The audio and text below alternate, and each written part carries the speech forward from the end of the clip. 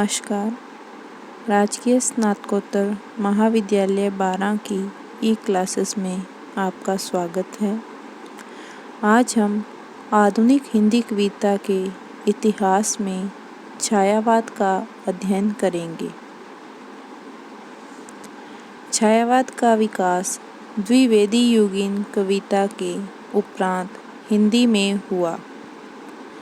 मोटे तौर पर छायावादी काव्य की समय सीमा 1918 ईस्वी से 1936 ईस्वी तक मानी जा सकती है।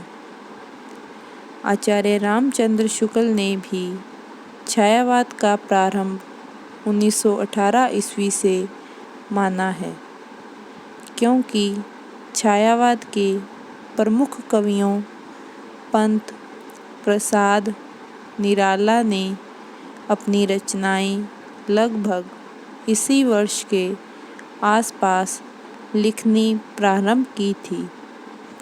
इस काल के आसपास साहित्य में एक नए मोड़ का आरंभ हो गया था, जो पुरानी काव्य पद्धति को छोड़कर एक नई पद्धति के निर्माण का सूचक था। 1918 ईस्वी में जयशंकर प्रसाद का झरना काव्य संग्रह प्रकाशित हो चुका था तथा निराला की प्रसिद्ध कविता जूही की कली 1916 ईस्वी में प्रकाशित हुई थी। सुमित्रानंदन पंत के पल्लव काव्य संग्रह की कुछ कविताएं भी 1918 ईस्वी में प्रकाशित हो चुकी थीं। छायावाद के लगभग 20 सालों में विपुल साहित्य रचा गया। प्रसाद की कामायनी 1935 ईस्वी में प्रकाशित हुई तथा प्रगतिशील लेखक संघ की स्थापना 1936 ईस्वी में हुई। इन दोनों बातों को ध्यान में रखकर छायावाद की अंतिम सीमा 1936 ईस्वी मानना समीचीन है। छायावादी काव्य का जन्म द्विवेदी युगीन काव्य की प्रतिक्रिया स्वरूप हुआ, क्योंकि द्विवेदी युगीन कविता विषयनिष्ठ, वर्णन प्रधान और स्थूल थी, जबकि छायावादी कविता व्यक्तिनिष्ठ, कल्पना प्रधान एवं सूक्ष्म है।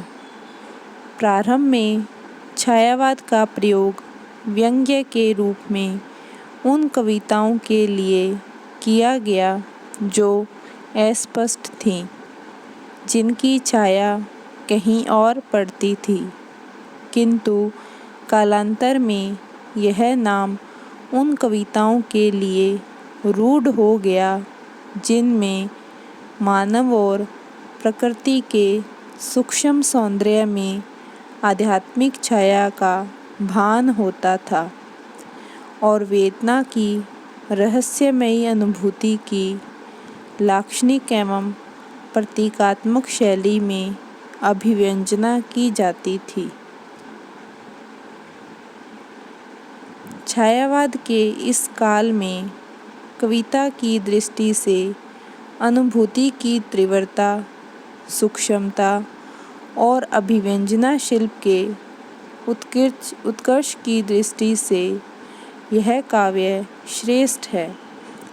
इस काल के काव्य में प्राचीन भारतीय परंपरा के जीवंत तत्वों का ही समावेश नहीं हुआ, वरन उसने प्रवृत्ति काव्य के विकास को भी काफ़ी प्रभावित किया।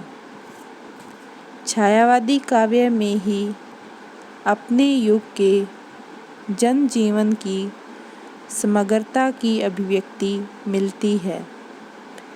यह काव्य पूर्ण और सर्वांगीण जीवन के उच्चतम आदर्श को व्यक्त करने का प्रयास करता है।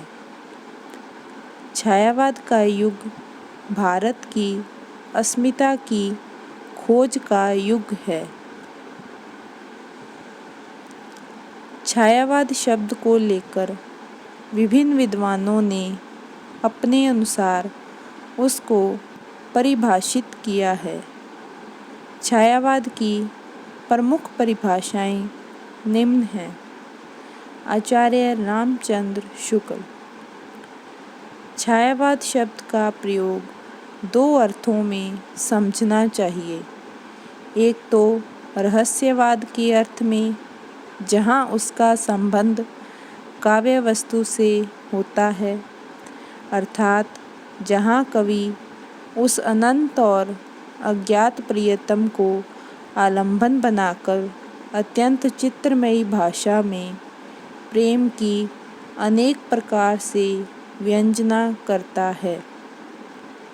छायावाद शब्द का दूसरा प्रयोग काव्य शैली या पद्धति विशेष के व्यापक अर्थ में है। जयशंकर प्रसाद। जब वेदना के आधार पर स्वानुभूतिमयी अभिव्यक्ति होने लगी, तब हिंदी में उसे छायावाद के नाम से अभिहित किया गया। ध्वन्यात्मकता, लाक्षणिकता, सौंदर्यमय प्रतीक विधान तथा उपचार वक्रता के साथ स्वानुभूति की विवृत्ति छायावाद की विशेषताएं हैं। डॉक्टर रामकुमार वर्मा। परमात्मा की छाया आत्मा में, आत्मा की छाया परमात्मा में पड़ने लगती है, तभी छायावाद की सृष्टि होती है। डॉक्टर नगेंद्र। छायावाद स्थूल के प्रति सूक्ष्म का विद्रोह है। छायावाद एक विशेष प्रकार की भाव पद्धति है, जीवन के प्रति एक विशेष भावात्मक दृष्टिकोण है। महादेवी वर्मा। छायावाद तत्वतः प्रकृति के बीच जीवन का उद्गीत है। उसका मूल दर्शन सर्वात्मवाद है। डॉक्टर रामविलास शर्मा। छायावाद स्थूल के प्रति सूक्ष्म का विद्रोह नहीं रहा, वरन थोथी नैतिकता, रूढ़िवाद और सामंती साम्राज्यवादी बंधनों के प्रति विद्रोह रहा है।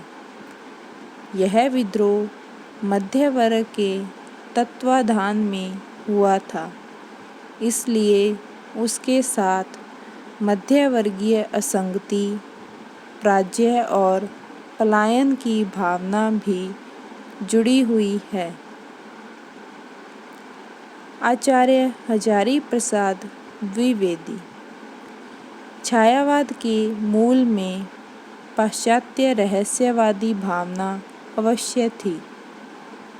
इस श्रेणी की मूल प्रेरणा अंग्रेजी की रोमांटिक भावधारा की कविता से प्राप्त हुई थी और इसमें संदेह नहीं कि उक्त भावधारा की पृष्ठभूमि में ईसाई संतों की रहस्यवादी साधना अवश्य थी।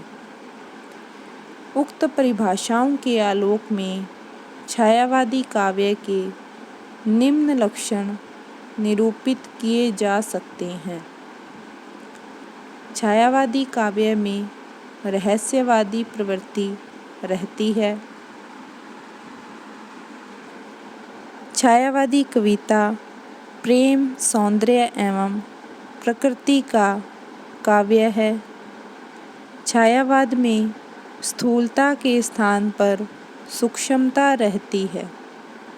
छायावाद के शैली, शिल्प एवं अभिव्यंजना पद्धति में नवीनता है। छायावाद में स्वानुभूति की प्रधानता है। दिए गए लक्षणों के आलोक में छायावाद की एक सर्वमान्य परिभाषा इस प्रकार दी जा सकती है। प्रेम, प्रकृति और मानव सौंदर्य की स्वानुभूतिमयी और रहस्यपरक सूक्ष्म अभिव्यंजना लाक्षणिक एवं प्रतीकात्मक शैली में जिस काव्य में होती है उसे छायावाद कहा जाता है।